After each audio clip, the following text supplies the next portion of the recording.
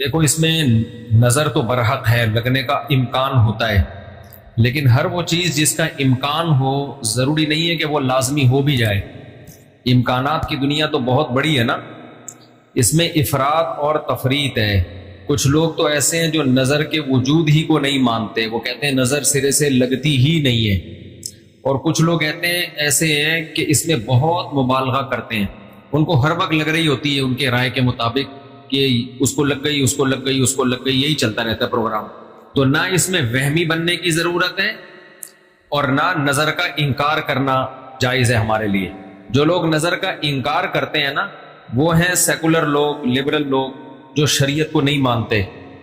وہ کہتے ہیں اس کی کیا دلیل ہے؟ بھائی ہمارے پاس دلائل، مشاہدہ بھی دلیل ہوتی ہے، لیکن وحی خود دلیل ہے ہماری نظر میں۔ وحی جب نبی صلی اللہ علیہ وسلم نے بتا دیا کہ العین حق، نظر برحق ہے، تو ہمارے لیے یہ بھی ایک دلیل ہے۔ اب کوئی رسول کو مانتا ہی نہ ہو، اللہ کو مانتا ہی نہ ہو، تو وہ نہ مانے، وہ اس کا ہیڈیک ہے۔ ہم کوئی سائنسدانوں کو مجبور تھوڑی کر رہے ہیں کہ آپ نظر کو مانو۔ سائنسدان جنت مانتے ہیں کہ جنت ہے؟ جواب دینا۔ سائنسدان مانتے ہیں موت کے بعد دوبارہ زندگی ہے؟ یہ سائنس کا ٹاپک ہی نہیں ہے بھائی، سائنس یہاں تک پہنچی نہیں ہے۔ تو نظر تو برحق ہے، کوئی بھی اچھی چیز ہو، کوئی بھی بہت ہو، تو اس پہ چانس ہوتا ہے کہ نظر لگ جائے۔ نبی صلی اللہ علیہ وسلم نے فرمایا اگر کوئی چیز تقدیر پر غالب آ سکتی تو وہ نظر ہوتی، اور نظر اونٹ کو ہانڈی تک پہنچا دیتی ہے۔ اچھا والا اونٹ ہوتا ہے، نظر لگی گیا۔ آپ نے دیکھا ہوگا بڑے بڑے اونچے کٹھے بیل لوگ لے کر آتے ہیں بقرعید کے دنوں میں، بعض دفعہ نظر لگتی ہے دھڑام سے گر جاتے ہیں، بعض دفعہ ویسے ہی گر جاتے ہیں غربت مہنگائی سے متاثر ہو کے، لیکن بعض دفعہ نظر بھی لگتی ہے۔ تو ہمارے پاس جو نظر کے برحق ہونے کی دلیل ہے وہ رسول اللہ صلی اللہ علیہ وسلم کا قول۔ اسی وجہ سے یعقوب علیہ السلام نے جب اپنے بیٹوں کو مصر بھیجا تو خوب لمبے خوبصورت بیٹے تھے، تعداد میں بھی زیادہ تھے، تو ان سے کیا فرمایا؟ لا تدخلوا من باب واحد وادخلوا من ابواب متفرقہ۔ اے میرے بیٹو، ایک دروازے سے داخل نہ ہونا، متفرق دروازوں سے داخل ہونا، کیونکہ ایک ہی گیٹ سے جب جائیں گے نا، ایک باپ کے 11 بیٹے اتنے خوبصورت اور لمبے لمبے اور خوبصورت جوان، لوگ بولیں گے یار کیسا خوش قسمت باپ ہے جس کے 11 بیٹے۔ سمجھتے ہو کہ نہیں سمجھتے؟ آج کل تو فیملی پلاننگ نے نظر کا چانس ہی ختم کر دیا، 2 بچے ہوتے ہیں وہ بھی اچھے نہیں ہوتے۔ تو یہاں قرآن سے بھی ہمیں، حدیثوں سے بھی پتہ چلتا ہے کہ امکان ہے، لیکن ایک بات یاد رکھو، دنیا میں یہ بہت امپورٹنٹ بات ہے، کاش اس کو سمجھ جاؤ، یہ تجربوں کا نچوڑ ہے جو میں آپ کے سامنے پیش کر رہا ہوں۔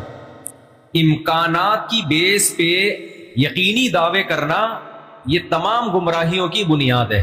جادو کا بھی امکان ہوتا ہے، کسی پہ جادو ہو جائے، ہزاروں میں کسی ایک پہ، لیکن روحانی عامل کے پاس جب آپ جاؤ گے کہے گا آپ پہ بھی جادو، آپ پہ بھی جادو، آپ پہ بھی جادو، آپ پہ بھی جادو۔ جب آپ کرو گے نا کہ بھائی مجھ پہ جادو کیسے ہے، کہے گا کیا جادو برحق نہیں ہے؟ سمجھ میں آ رہی ہے بات؟ ڈاکٹر یہ بدماشی کبھی نہیں کرتا۔ آپ ڈاکٹر کے پاس جاؤ، آپ کے گردے میں پین ہو رہا ہے، وہ چیک کرے گا کہ گیس کا پین ہے یا پتھری کا پین ہے، کیونکہ ڈاکٹر اس کا علم ہے باقاعدہ۔ وہ کبھی یہ نہیں کہے گا کہ پتھری ہے بس تکا مار دیا، بھائی ڈاکٹر صاحب پتھری کا پین کیوں ہے؟ تو وہ جواب میں کہے کیا گردوں میں پتھری ہوتی نہیں ہے کیا؟ آپ بولو گے ہوتی تو ہے، میرے ہے یا نہیں ہے مجھے تو یہ تو بتاؤ۔ حالانکہ گردوں میں پتھری ہونے کا جتنا چانس ہے نا، جتنی پرسنٹیج 100 میں، جادو کی اس سے بھی کم ہے، ہزاروں میں کسی ایک پہ ہوتا ہے جادو۔ لیکن عاملوں کے پاس جب آپ جاؤ، یہاں الحمدللہ کچھ عامل ہیں جو میرے خلاف ایک فل پروپیگنڈا شروع کیا ہوا، اتنی خوشی ہوتی ہے مجھے، میں آپ کو بتا نہیں سکتا، جب عامل میرے خلاف بولتے ہیں اتنی خوشی ہوتی ہے، اور میں کہتا ہوں کمبختو تمہارے پاس جادو، چڑیل، جن، بھوت، تم میرے خلاف بولتے کیوں؟ نقصان پہنچا دو یار۔ تو اس سے ان کا کمزور ہونا اور ثابت ہو جاتا ہے کہ ان تلوں میں تیل نہیں ہے۔ خیر میں نظر کے موضوع کو مکمل کروں، کیونکہ روحانی عاملوں کی بات آتی ہے تو مجھے ان کے خلاف بولنے میں ایسا خون بڑھتا ہے، میرا ایک دم جوش میں آ جاتا ہوں، ایسا لگتا ہے کچھ نہیں بھی کھایا ہو پاور آ جاتی ہے باڈی میں۔ ان کے خلاف بولنے میں مزہ بہت آتا ہے، صرف مسجد کا تقدس ہے، باہر آؤ تو اس طرح نہیں بولوں گا، انگلش میں بھی گالیاں دوں گا، پنجابی میں بھی، اردو میں بھی۔ یہاں بڑے بڑے عامل ہیں جو بڑے پنپ رہے ہیں، اور ہمارے بڑے بڑے مولانا جا کے نا ان کو پروموٹ کر رہے ہیں، بے شرموں کو، ان بے غیرتوں کو۔ خیر فی الحال اتنی گالی کافی ہے۔ تو اچھا میں کیا کہہ رہا تھا یار، عاملوں کے ٹاپک آتا ہے تو اتنی خوشی ہوتی ہے۔ جی نظر کی بات کر رہا تھا میں۔ تو نظر میں جو ہے نا لگنے کا چانس ہوتا ہے، یہ ہے، لیکن چانس سے فائدہ اٹھا کے ہر ایک کو یہ کہنا کہ تم پہ جادو ہے، تم پہ نظر ہے، تم پہ یہ ہے، ڈاکٹر یہ کام نہیں کرتا۔ شوگر کا چانس ہوتا ہے آپ کو کہ شوگر ہے، لیکن یہ تو نہیں کہ ڈاکٹر جب تک کمپلیٹلی تحقیق نہ کر لے، ڈاکٹر نہیں کہے گا تمہیں شوگر ہے، تمہارے گردوں میں پتھری ہے، تمہارے پیٹ میں یہ مسئلہ ہے۔ حالانکہ امکانات تو ہوتے ہیں، لیکن آپ یہ جو ڈرامے باز لوگ ہیں نا، روحانی عامل، ان کے پاس جاؤ گے نظر ہی لگی ہوئی ہے آپ کو، لازمی کیا لگی ہے؟ کیونکہ جب کسی کے پاس کوئی فن نہیں ہوتا، علم نہیں ہوتا، تو وہ سب کچھ جانتا ہے۔ پھر سمجھ رہے، ڈاکٹر کے پاس علم ہوتا ہے کڈنی کا، لہذا تحقیق کرے گا، 100 میں 2 کو کہہ دے گا تیرے گردے خراب ہیں۔ عاملوں کے پاس چونکہ جن چڑیل بھوت کا علم ہوتا ہی نہیں ہے، لہذا ہر ایک پر جن بھی ہے، چڑیل بھی ہے، اور بھوت بھی ہے، اور نظر بھی ہے، اور موکل بھی ہیں، اور ہمزاد بھی ہیں، اور پتہ نہیں کیا کیا ہے، ڈرامے بازی۔ سمجھتے ہو؟ جب ان کو بولو کہ کیا دلیل ہے، تو بھائی امکانات کی دنیا میں امکان کہ فلانے پہ لگ گئی تھی، فلاں پہ لگ گئی تھی، تو خوب سمجھ لو امکانات کی بیس پہ یہ کہنا کہ ابھی دیکھو ایک مولانا صاحب کا کلپ آیا، انہوں نے کہا کہ نبی صلی اللہ علیہ وسلم نے فرمایا کہ ہر بیماری کی دوا اللہ نے رکھی ہے دنیا میں، یہ صحیح حدیث ہے۔ پھر انہوں نے ایک دوا بتائی کہ یہ شوگر کی بہترین دوا ہے۔ بھائی آپ ڈاکٹر ہو، آپ سائنٹسٹ ہو، کہہ رہے میں نے یہ کہیں سے نکالی ہے۔ ڈاکٹر کہہ رہے ہیں شوگر ایک اسٹیج پہ پہنچنے کے بعد لا علاج ہے، یہی کہتے ہیں نا ڈاکٹر۔ بھائی شوگر ایک اسٹیج پہ پہنچ جائے تو وہ کیا ہو جاتی ہے، اب ٹھیک نہیں ہو سکتی، کنٹرول کرنی پڑے گی، لبلبا ٹھیک نہیں ہوگا آپ کا۔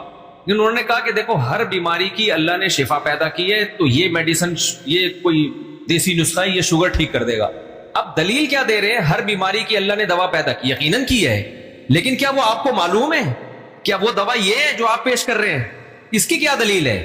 بھائی بہت ساری دوائیں لوگوں کو معلوم نہیں ہیں۔ تو اب یہ سمجھیں کہ 2 انتہائی میں جلدی سے کمپلیٹ کروں اس موضوع کو، کہ نظر لگنے کا چانس ہوتا ہے، لیکن یہ نہیں ہے کہ جو بھی کوئی اچھی چیز ہوگی، کچھ بھی ہو جائے، اس کو نظر ہی لگی ہے۔